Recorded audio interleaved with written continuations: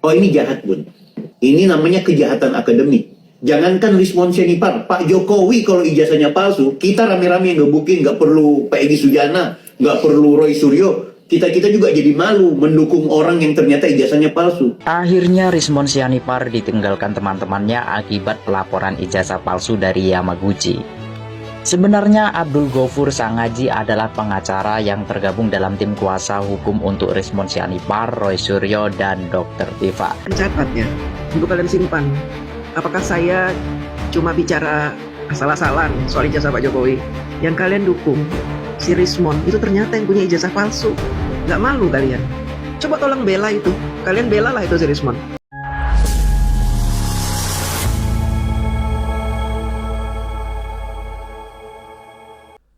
Assalamualaikum warahmatullahi wabarakatuh, saudara-saudaraku sebangsa dan setanah air. Dimanapun kalian berada, semoga kalian selalu dalam kondisi sehat walafiat ya. Berjumpa lagi dengan saya di Gaspol Update.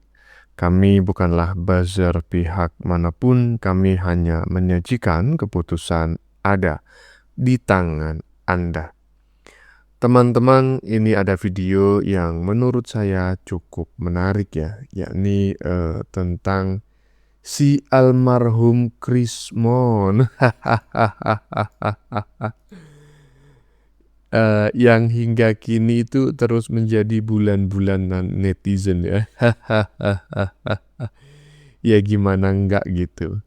Dia sendiri yang ijazahnya palsu ya kan. Lah kok bisa-bisanya ya dia yang menuduh ijazah Jokowi palsu. Dan bukan hanya ijazah Jokowi, ijazah Gibran pun juga tidak dia akui gitu kan. Katanya nggak lulus SMA. Ternyata bukan Gibran yang game over ya seperti buku yang dia buat. Ternyata almarhum Krismon sendiri yang sekarang game over. Mon. Terbaru teman-teman ya. Mbak DJ, tahu ya Mbak DJ ya. Marah-marah ke para pendukung almarhum Krismon. Ya iyalah ya kan. Karena ya bukan hanya netizen saja gitu loh yang mencurigai dan mulai percaya 100% bahwa ijazah almarhum Krismon ini palsu. Komplotan almarhum Krismon sendiri juga sudah mulai meragukan ijazahnya si Krismon. Nah, bagaimanakah videonya dan bagaimanakah respon netizen? Mari kita tonton bersama, kemudian mari kita komentari bersama di bagian akhir video. Ini dia. Kalau soal Bang Rismon, mohon maaf, saya tidak bisa berkomentar. Kami hanya tim kuasa hukumnya Mas Roy. Akhirnya Rismon Sianipar ditinggalkan teman-temannya akibat pelaporan ijazah palsu dari Yamaguchi.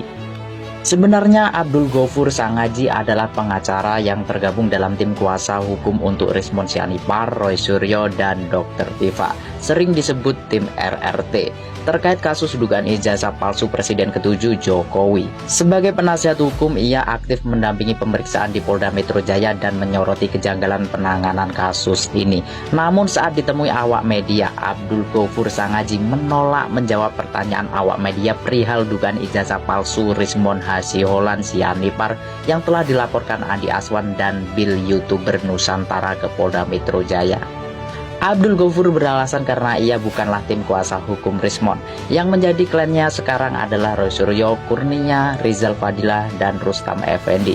Terekam pula oleh awak media, Gofur meminta timnya untuk tidak menjawab apapun perihal kasus yang sedang menjerat Rismon tersebut. Bagaimana guys kalau menurut pendapat kalian, apakah ini karma untuk Rismon? Ya gitu ya Bang, kita jangan komentar ya soal Rismon.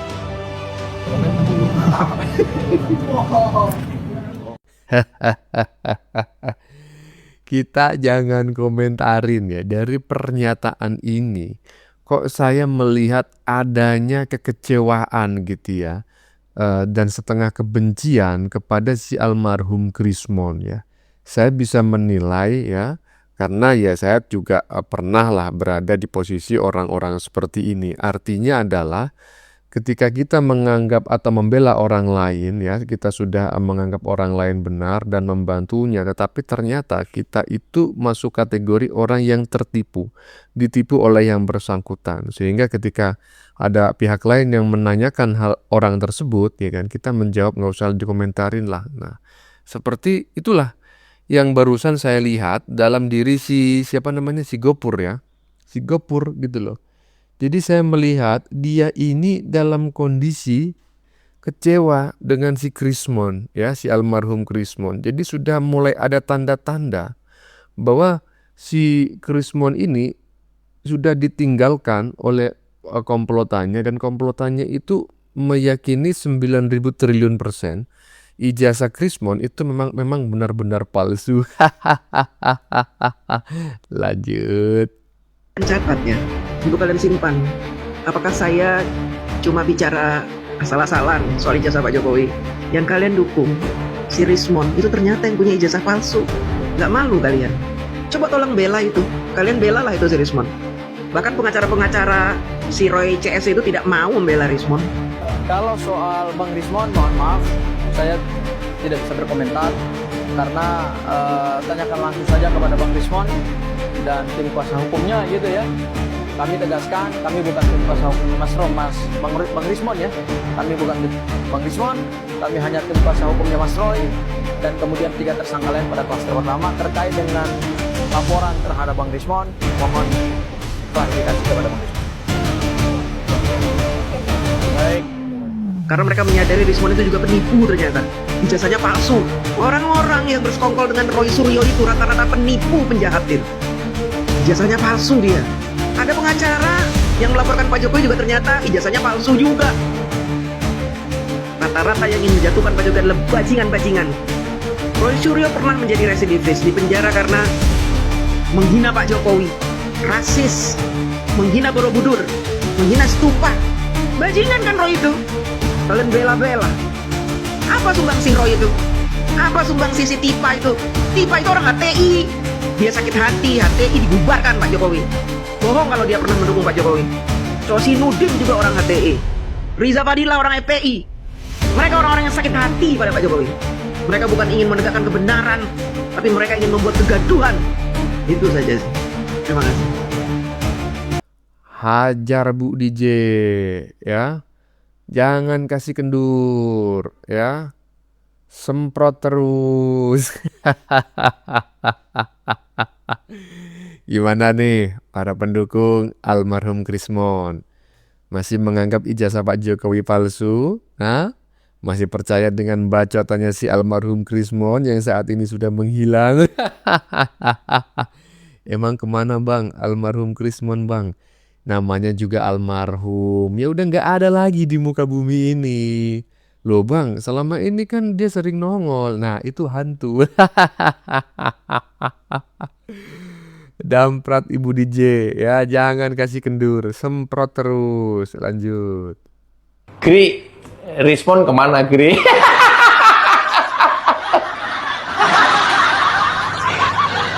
Emang gua temenan sama Rismon. Lu nanyanya ke Roy Suryo, Tifa, itu dong. Kan kelompoknya mereka itu. Atau nanyanya ke Hosainuddin. Kan dia dulu pengacaranya. Jangan lagi nanya ke Egy Sujana. Pasti dia jawabnya nggak tahu. Habis dilaporin nggak nongol katanya. Kemarin, lupa saya harinya, pada saat saya mengantarkan Bang Joshua diperiksa untuk saksi laporannya Bang Bill, masih ketemu Rismon di Polda Metro Jaya. Ngapain Gri? Dalam langkah wajib lapor. Tapi kenapa sekarang nggak muncul di publik Gri? Ya mungkin lagi di kebun kali. Ngapain di kebun Gri? Loh, siapa tahu dia sedang memetik buah. Emang dia tanam buah? Lah kan dia tanam buah tuduhan, buah fitnahan, buah caci maki kepada Pak Jokowi. Ada aja lo Gri. Nah, sekarang kemungkinan besar Rismon sedang ada di kebun. Ngapain? Memetik buah. Buah kedoliman yang mereka tanam selama ini. Oh, cerdas Agri memang. Mungkin, kan hanya ilusi saya. Mungkin lagi di kebun. Karena saya tengok Bali G, itu udah 2 hari yang lalu juga nggak ada video yang diupload. Kemudian saya juga tengok di channel-channel sohibnya dia, ya, yang biasanya podcast, nggak juga muncul, nggak juga ada. Ya, kemudian press release di mana-mana, biasanya doorstop. Kemarin habis wajib lapor juga diem aja. Malah ketemu Bang Joshua, diajak salaman malah dipelototi. Oh, gua nggak sikap aja. Kalau sikap harusnya gua ambil kamera itu. Cuman gua nggak ngehnya belakangan. Kalau nggak kan dapat momen itu. Ketemu Joshua, Andri, ketemu. Ngapain dipelototin Joshua? Diajak salaman, mengelak Rismon. Terus habis itu kemana, Gri? Nggak ada, nggak tahu kemana. Melarikan diri, enggak lah. Kan kemarin masih wajib lapor, kelihatan. Jangan suka prasangka buruk. Orang gua bilang lagi di kebun, memetik buah kedoliman.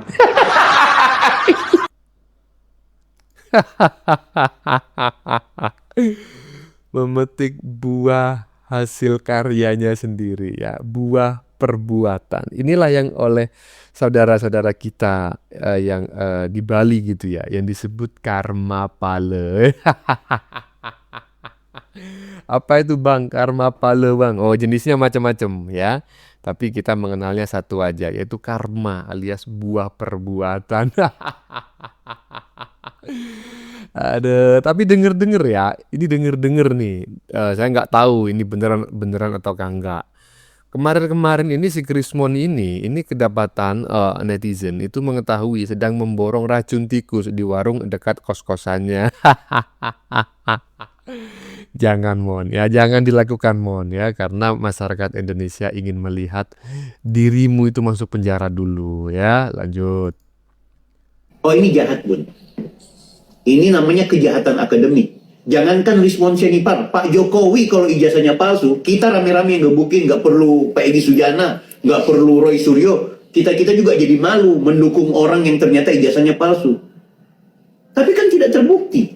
Bahkan kampusnya mengatakan ijazahnya asli. Sementara Rismon Sianipar, kampusnya mengatakan ijazahnya tidak pernah kami terbitkan. Berarti ini penjahat. Ini penjahat.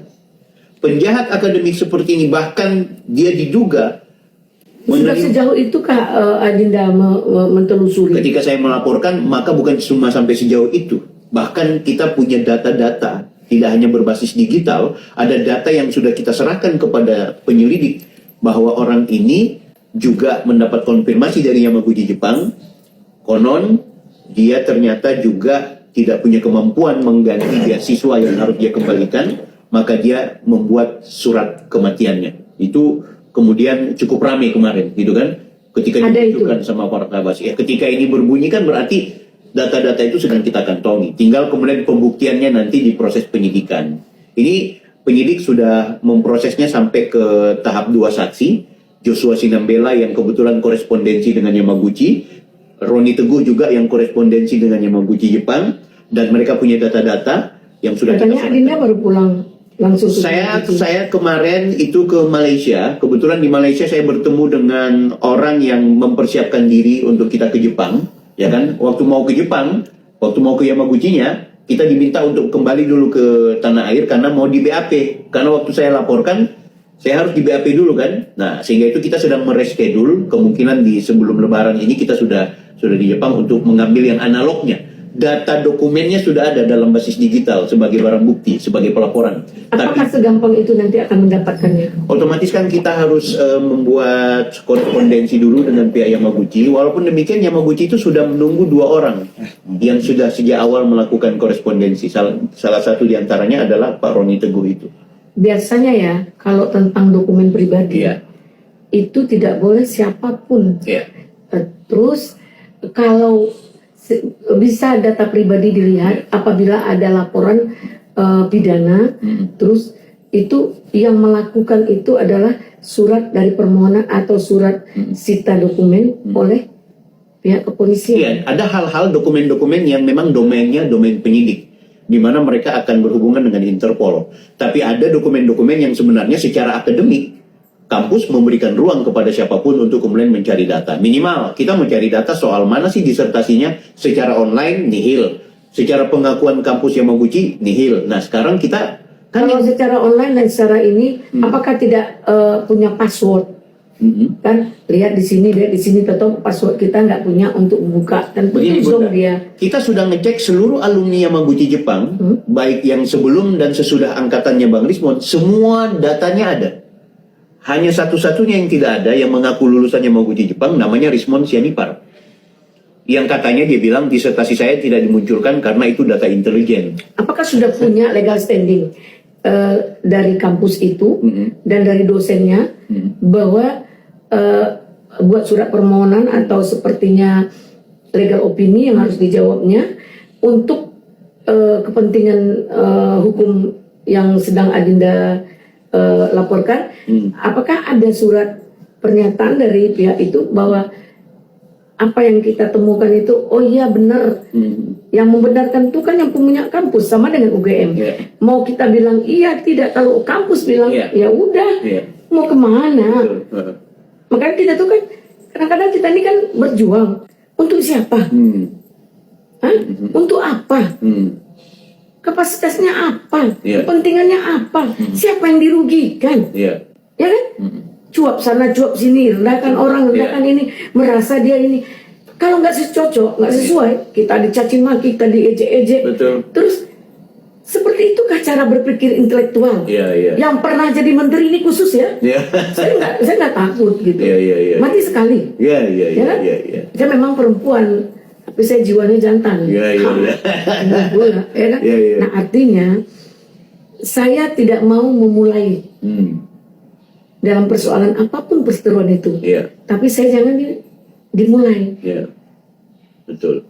Ibarat kata, saya sudah sampaikan, orang Sumatera lu jual gua borong. Bukan cuma beli. Lu pemain, saya pelatih. Ya kan? Dikira cepu, kita suruh. Ya kan? Jadi artinya ini kan sekedar anekdot dan sekedar canda-candaan. Ini aja, tidak berniat untuk menyinggung dan merendahkan orang. Karena kita merasakan disinggung orang itu sakit. Betul. Nah, ini saya sekali lagi mempertanyakan kepada Adinda, kepentingan Adinda, terus apakah sama dengan orang yang sedang sakit hati, balas dendam, terus kejahatan yang dilakukan Rismon sejauh mana sehingga Adinda mau berjuang seperti ini? Adakah yang meminta? Adakah yang pesan? Bun, saya mau informasikan, saya dosen. Saya civitas akademik yang tentu sebagai mantan dosen, sebagai mantan kepala sekolah, dan sebagai warga negara, dan saya sebagai pendukungnya Pak Jokowi. Saya merasa ini orang sudah melakukan kejahatan akademik yang kemudian menggiring publik, menggiring masyarakat kita untuk mempercayai dia, yang akhirnya kita bentrok. Bunda mungkin percaya Rismon, saya tidak percaya Rismon, akhirnya kita berkelahi. Nah, efek di ruang publik yang luar biasa oleh karena penelitian yang keliru, penelitian yang sudah keliru, dia jahat pula. Saya bilang jahat, kenapa? Karena dia memalsukan dokumen, memalsukan gelar. Bayangkan Bunda, ada 4 persidangan. 3 persidangan Jessica Mirna, persidangan Vina Cirebon, persidangan KIP. Dia mengaku sebagai doktor, dia mengaku sebagai lulusan S3 Jepang, dia punya disertasi. Dia bohongi majelis hakim loh. Ada sumpah palsu di sana. Yang terakhir setelah kami laporkan di sidang yang keempat di CLS, dia sudah tidak mengakui alumni Yamaguchi. Dia bilang dia cuma UGM. Dan gitu. Jadi legal standing saya sebagai warga negara yang berharap kepada negara ini tidak boleh lagi kita dibodohi dan dibohongi oleh orang yang ternyata penjahat akademik kemudian menuduh orang lain sebagai pemalsu ijazah. Aku pikir itu betul. Itulah dasar hukumnya ya. Itu dasar hukumnya. Jangan salah paham ya. Nih coba nih di badan videonya. Bang Bill disemprot oleh Eli Daneti SH. Enggak, Ibu Eli Daneti tidak menyemprot. Ibu Eli Daneti ini macak kritis ya. macak kritis seolah-olah dia berada di pihak yang netral. Kenapa? Ya saya paham lah, Ibu Elida Neti ini kan juga berkawan dengan si Dewa Panci, juga mengenal dengan baik si almarhum Krismon, ya kan? Nah, kalau misalnya Ibu Elida Neti seolah-olah itu mendukung apa yang dilakukan oleh Bang Bil, itu kelihatan bahwa Ibu Elida Neti ini bersekongkol karena sakit hati kepada si Dewa Panji dan kawan-kawan, akhirnya menyerang balik. Emang nggak bagus itu, ya, image-nya nggak bagus. Maka justru di sini posisi Ibu Elida Neti ini sudah sangat tepat, seolah menguji ya apa yang dilakukan oleh Bang Bil gitu loh, menguji. Dia pura-pura berada di posisi netral, padahal saya tahu isi hatinya. Lanjutkan Bil, hajar Bil. Jangan kasih kendur Bil, kurang ajar emang mereka itu Bil, gitu itu dalam hatinya ya. Lanjut. Informasi. Nah, dari dugaan ijazahnya palsu itu artinya kan kemampuan dia tidak sampai kepada gelar yang dilekatkan kepada dia, kan begitu? Betul. Nah, bagaimana Bang Roning melihat apa yang dilakukan oleh Bang Rismon itu di kasus tuduhan jazah Pak Jokowi dengan cara dia menganalisa yang sudah dibukukan di buku Jokowi White Paper itu, apakah memang sesuai dengan keilmuan yang Bang Roni itu dapatkan di Hokkaido, Jepang, ataukah memang melenceng dan sesuai dengan dugaan dipalsukan dan tidak menyelesaikan pendidikannya itu? Gimana Bang? Ya, sebenarnya waktu kita dapatkan yang data yang dari Dian Sandi itu yang datanya kan sama-sama. Gambar ijazahnya itu gambar ijazah yang itu. Jadi waktu dia menganalisis katanya cap merahnya itu di belakang. Nah, saya berpikir saya harus cari tahu dulu benda apa yang harus saya lihat nih. Ternyata waktu saya negatif, sederhana, saya negatifkan aja fotonya itu, watermarknya kelihatan. Oh, jadi yang gambar ijazah Dian Sandi dinegatifkan, watermarknya kelihatan. Artinya tuduhan watermark nggak ada itu langsung terbantahkan. Saya pikir sesimpel ini aja nggak bisa gitu. Padahal biasanya kita gunakan teknik-teknik email processing sederhana itu. Kalau menegatifkan kan gampang, saya juga bisa itu. Kan cuma dinegatifkan aja, kan diinverse aja. Kalau 0 jadi 1 kan. Nah, terus dia katanya lintasan merah. Saya pikir lintasan merah stempel di foto, itu. Yang foto yang jas hitam itu kan, katanya nggak ada. Betul. Terus kalau Bang Roni saya analisis, saya hanya menggunakan aplikasi biasa karena belum masuk ke penelitian. Saya lihat, ini kan hanya untuk melihat benda hitam di atasnya ada objek. Nah, saya ketemu papernya, ada 2 paper pendukung waktu itu. Nama papernya itu ditulis oleh Patel et al. 2002 dengan Mantiuk. Saya baca ada tertulis di situ untuk menemukan objek di benda yang gelap, areal dark region katanya. Saya cari, ada di aplikasi baik Photoshop maupun GIMP, ada di tone mapping namanya. Ada algoritma Patel dan Mantiuk. Saya coba, kelihatan plek gitu. Langsung kelihatan merahnya. Kelihatan merahnya. Stempelnya. Nah, kalau kita ketemu bukti pendahuluan seperti itu, biasanya gini. Kita kan terbiasa untuk melihat citra satelit. Kita nggak tahu tuh di atas bumi itu apa. Di permukaan tuh. Bisa jadi itu kebakaran hutan atau seng yang kena matahari. Oh, heat gitu ya, panas. Nah, caranya adalah waktu di ijazah Bapak Jokowi itu kita cek adalah pengecekan yang ada di yang terakhir ini. Jadi lintasan merahnya itu kelihatan. Kelihatan yang kemarin yang mereka ada itu emboss dan sebagainya. Berarti yang di Dian Sandi itu tidak bisa dijadikan alat digital forensik, barang bukti, karena bendanya itu analog. Aslinya yang Pak yang Jokowi. Aslinya. Maksud saya tadi yang dilihat di Dian Sandi sendiri pun itu apa yang diklaim oleh Rismon Sianipar itu dibantah sendiri, dapat dibantah oleh dapat dibantah. Jadi yang bukunya yang tebal sampai 700 itu ya Jokowi. Jadi apakah itu bisa diklaim keahliannya itu tidak Nggak. benar-benar ahli. Enggak. Artinya ada benang merah dugaan pemalsuan itu dengan dia Manipulasi, tidak. makanya dia kena manipulasinya itu. Artinya dia dugaan dia ijazah palsu dengan tidak menyelesaikan studinya itu Betul. dikuatkan oleh bahwa keahliannya ternyata Betul. tidak benar-benar ahli. Betul. Ada benang merahnya Bang Bill. Betul. Tidak teruji secara Minimal dia paham tentang teknik-teknik, artinya pengujian itu tidak satu. Dia Ya. harus diuji 2, dia Artinya 3. nggak ahli-ahli amat lah gitu ya. Iya, betul, Itu betul. sama kayak Times New Roman itu kan Pak Roy Suryo perlihatkan ijazah yang terbaru. Ya sama dengan Times Dan New itu Roman. masalah pengetahuan aja sebenarnya, nggak perlu keahlian kalau itu kan.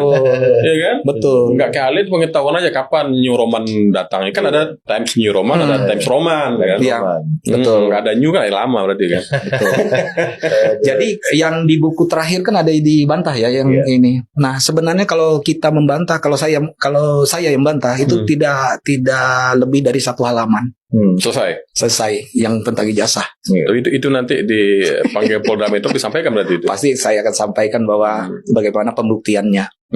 Nah, tapi kan kita sudah sampaikan bagaimana caranya menemukan objek-objek yang tidak terlihat visible oleh mata. Dan itu paper ya, orang-orang yang memang sudah ahli di situ. Betul. Ya. Kalau udah ada paper, Jadi ya, screening bantahnya paper lagi tuh. gampang sekali kita melihat screeningnya itu. Iya. Termasuk dengan programnya, dia lupa lah bahwa kita yang belajar memang dari S1-nya ilmu komputer dan informatik ada namanya re-engineering software. Nah, Iya, jadi software formatnya dia kita lihat ternyata di sini lah Tapi potensi. kalau buat Bang Roni hal-hal kayak gitu cemen lah ya, cepil lah ya, kecil lah itu ya. Ini penonton Republik asal tahu, saya baru dengar juga dari Bang Roni Teguh, beliau ini punya aplikasi artificial intelligence yang kalau dipetakan hutan di Kalimantan itu bisa diketahui, diprediksi berapa orang hutan yang hidup di bawahnya. Betul. Bayangkan itu susahnya.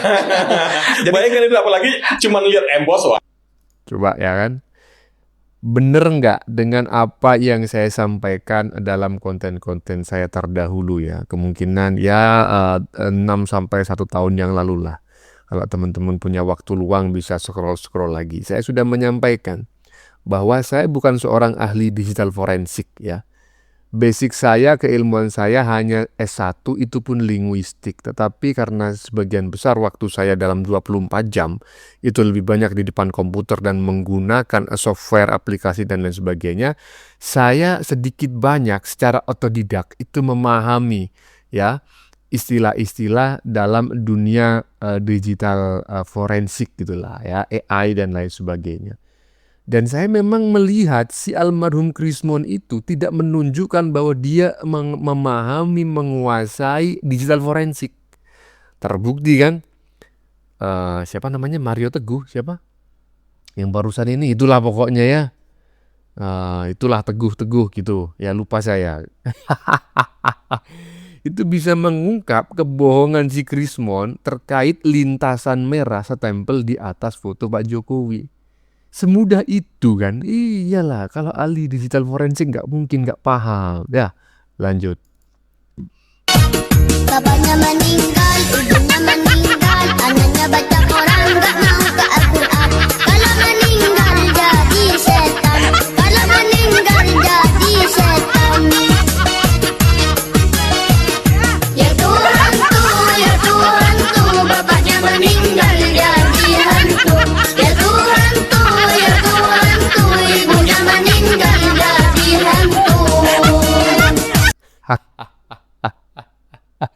Lagu kurang ajar. Udah tahu ya kan orang terdesak ya.